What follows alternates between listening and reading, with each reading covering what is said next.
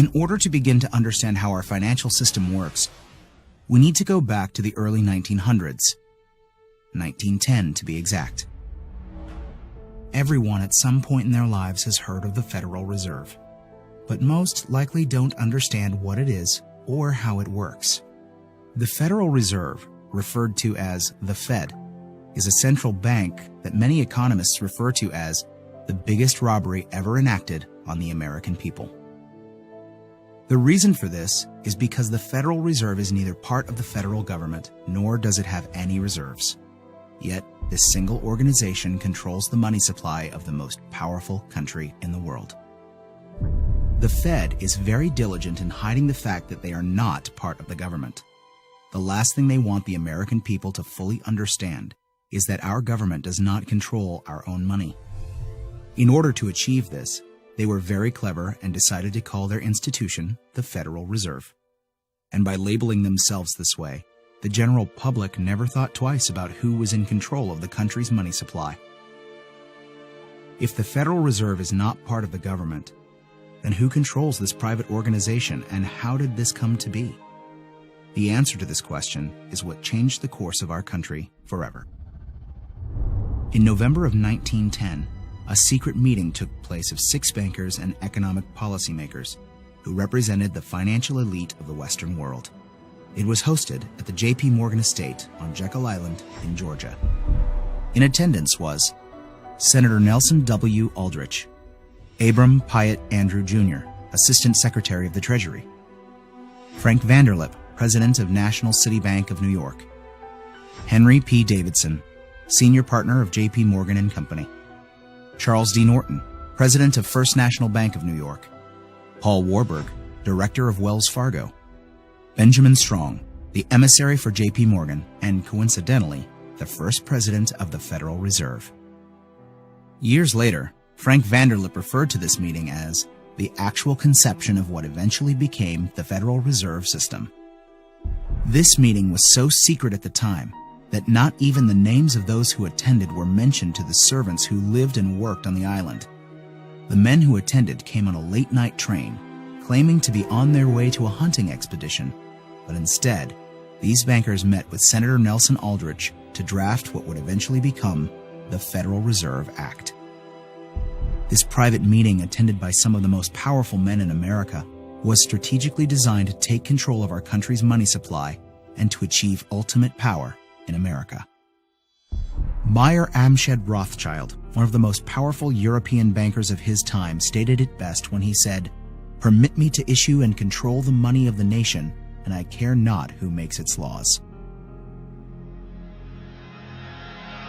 On December 23, 1913, 2 days before Christmas, when most people in Congress were home with their families, the Federal Reserve Act was signed into law by President Woodrow Wilson.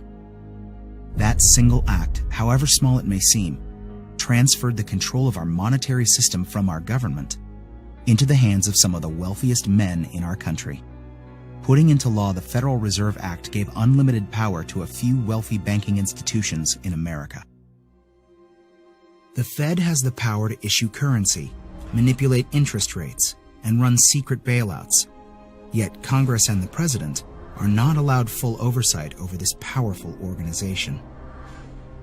The Federal Reserve enjoys a monopoly over the creation of our nation's money and credit, but for 100 years, they have never been completely transparent and accountable about it. And we don't have to look back too far from today to see what it looks like in real life. When testifying before Congress in 2009, Fed Chairman Ben Bernanke refused to disclose which institutions received trillions of dollars in these bailouts and loans, or give our representatives details about what deals were being made. So my question to you is, will you tell the American people to whom you lent $2.2 trillion of their dollars? Will you tell us who got that money and what the terms are of those agreements? Hundreds and hundreds of banks, any bank or that has access to the U.S. Federal Reserve's discount. Tell us who they are. No. In an interview with Treasury Secretary Timothy Geithner, he makes the stunning assertion that conducting a full audit of the Federal Reserve, something never before done in its 100-year history, is a line that we don't want to cross.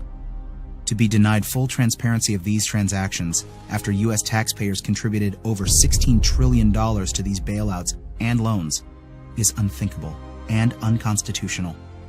It is our right as American citizens to know where our money is being spent. It's very ironic that if you don't give the IRS full transparency with your finances, you go to jail. But if you're a private organization of elite bankers that controls the money supply of a country, you're free to do as you please without full oversight. This private organization is arrogant in the fact that the same accounting laws that apply to the rest of America do not apply to them. There is no other agency of government which can overrule actions that we take. Their control appears to be unlimited, and 2008 is the most recent example of how much power the Fed actually has on our country. Many of us were told in private conversations that if we voted against this bill on Monday, that the sky would fall, the market would drop 2,000 or 3,000 points the first day, another couple thousand the second day, and a few members were even told that there would be martial law in America if we voted no. That's what I call fear-mongering. The elite banking institutions took trillions of dollars worth of risk, and when they lost their bets, they threatened politicians to use taxpayer money to bail them out, or else we would face an Armageddon type of scenario. This historic change of power in America is again why many economists refer to it as the biggest robbery ever enacted on the American people.